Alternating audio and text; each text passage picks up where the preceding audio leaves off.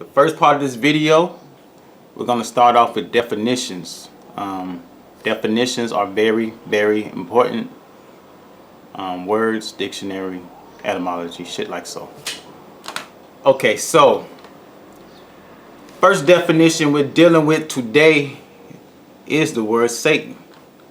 Now let's get a little bit into this word right now, Satan. It's a word we all know, but we kind of I don't think we fully grasp, and we don't see how satanic our behavior is. The word Satan, it's an old English word, and it's from a late Latin word called Satan. It's also in the Old Testament of the Bible, but it means adversary. It also means one who plots against another. It means to oppose, to obstruct. Okay? So, they said a literal meaning of Satan is one who throws something across the path of another, just to get in the way. So, let's get a little bit deeper into these words. And the synonym for Satan is adversary, right? So, adversary. An adversary is an opponent, a rival, an enemy. It means to be turned against or facing. It's also a synonym for the word versus, which we do every day. NBA Finals coming up, LeBron and Stephen Curry, they're going to be versus each other, essentially being satanic to each other. They want to see each other fail, they're opposing each other, and they're trying to get in each other's way. Actually, they will go out of their way to hurt each other, honestly. So, the word versus is here. And it talks about to be turned against something. There are 3 examples of this I want to get into right now. And the first example is, of course, sports. It seems pretty simple and easy. I mean, we can get exercise from sports and all that good shit. But if you really pay attention to how they do it, it's very divisive. So if you get into this sports stuff and you watch ESPN a lot, you'll notice, say First Take with Max and Stephen A, right? Anytime they're on the screen together, there's usually a divider right in the middle of them, almost acting like a mirror or just something to divide one perspective for another. And they're playing off of that division. They're playing off of that division in order to get views, right? A fight breaks out, everybody watches. Car accident, everybody watches. Why? It's something in us that like that shit. We like conflict. We like to see people fight. Another example of this would be CNN. They do the same tactic. Anytime you're watching TV, they like to have 2 opposing sides. They put a little divider in the mirror, in the middle, acting as a mirror, and the 2 sides, and then the 2 sides slug it out for our entertainment. CNN is very known for this.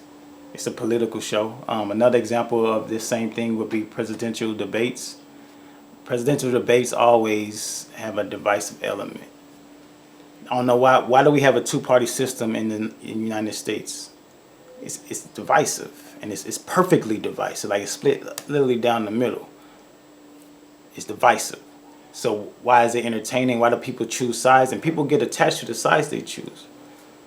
You know what I mean? So it's like they'll say, people will say, like, if they're part of the Democratic Party, they'll say, oh, we won. They'll say we won, or they with a team or a sports team, we won. Really, they didn't win shit. They don't have any control over the game itself or the results of the game. They're kind of just watching it. But them choosing the side is actually what drawing you in. Similar to Jerry Springer. People fight. We like a fight. We like a fight. But that fighting is Satanism in our society. So this also relates to, like, the rap beef. Pusha T versus Drake. The fuck? Pusha T and Drake, right? Another fight. Divisive. Choose a side. Basically, as well, everyone who chooses sides already have an agenda. So it's not like people coming in clear-minded or clear or with a sense of unity already in their mind. They're coming into the fight with an agenda. You understand? So they already have a side, and then whatever is said, they're gonna always stay with their side. They're never gonna switch sides. So Pusha T, Drake, another example of this dichotomy, or this Satanism, this adversarial energy, this versus me versus you type shit. Another example that's recent right now is Jordan Peterson and Michael Eric Dyson, right? Both of them, again, they're coming into this thing with an agenda. So you already know what it is. They got their points already made. Matter of fact, they probably get together with other people with the same ideals, come up with their points, and then they come out with an agenda. They're not going to see eye to eye. They're not coming to the debate or whatever that was, trying to come to some common ground, some unity, which would be godlike. They're coming into the debate with an agenda, and they're not going to agree with each other. And basically, if you really listen to them, neither one said shit that was unique or new or original. They all saying shit that you heard millions of times before. Both of them didn't really say anything, and they typically quote other people from the past. So their ideals are based on the past ideals, which most ideals are. But they didn't say nothing. They're not saying nothing. They can't say nothing. Michael Eric Dyson is like, he's a very, very intelligent dude in my opinion. He uses a lot of big words that most people don't understand. You gotta get the context of the sentence to understand this brother. But I think he has a decent heart with him. Same as with Jordan Peterson. I think he has a decent heart with him. But I think Jordan Peterson, he talks around things. So you gotta really listen to what he's trying to say. He's not saying what he want to say, or he's not being direct with his verbiage. Let's say he'll dance around. So he talks about, like, in the debate, he's talking about like hierarchies and how hierarchies work, and how hierarchies are. I think he was making the point that hierarchies are natural. The hierarchies as they are supposed to be. So he's like he's really about status quo or regaining something lost. If I get a real gist of him, do I think he's a mean white man? That motherfucker mean as fuck. Michael Eric Dyson, a mean black dude though, but he's just articulate. Both of them are articulate enough where you don't think they're mean and they're not full of shit, but really, they both kind of full of shit. They just smarter than the rest of us. So the way they express their full of shitness, you get a redneck who thinks exactly like Jordan Peterson. The fuck, thinks exactly like Jordan Peterson, and but without the articulation, he gonna say crazy shit. Jordan Peterson is saying some crazy shit now. You really pay attention to what he's saying, but he's articulate with it. Michael Eric Dyson saying some crazy shit. He's saying some Black Panther type of shit. You know, some radical shit. He's saying Jordan Peterson is saying some KKK shit, some alt-right shit, but he's so articulate that you can't really grasp it, and he's hiding behind language to get that shit off. But if you really pay attention on both of them have agendas. Their agendas have been spoken of for years, and they didn't say anything. But the fight itself, even though you'll watch that debate or whatever, and you'll get nothing from it. Watch that whole debate, spend an hour of your life or whatever watching that shit, and watch if you come away with anything new. No. The shit they talk about, the shit that's been talked about forever, honestly. So, but that's another ideal of Satanism. Them dudes are not trying to be one. They're trying to be two. Matter of fact, they both will cut each other off. Like literally cut each other out of the, say, society or the future. And they don't mind it. They both will. They both have agendas, and they both up to something. And you don't know what behind the scenes they're connected to. But if you get a dichotomy like that, if one person is more fucked up, it's like the lesser of two evils. If one is more fucked up than the other one, you're gonna choose the other one. If this one is, you know what I mean? Like you just by watching it and entertaining it, you're gonna choose a side. But really, it ain't no side like that you can choose unless you're a part of their agenda. You understand? But it just like sports, your team could be completely out of the playoffs. But just sports itself will draw you in. Like then you'll have to choose a team. Well, I kind of like them more than them. Well, I kind of like them, and you'll see. You might even gamble on it, put some money on it, argue with somebody about it. If another team loses, you might laugh at them. Then they get angry. They might not. You know what I mean? Like this, all this little Satan shit, and it's all satanic, really. And but it's so subtle, and it's so inbred in us versus them. You know what I mean? Right, wrong, good, evil, all those things, black, white. You know what I mean?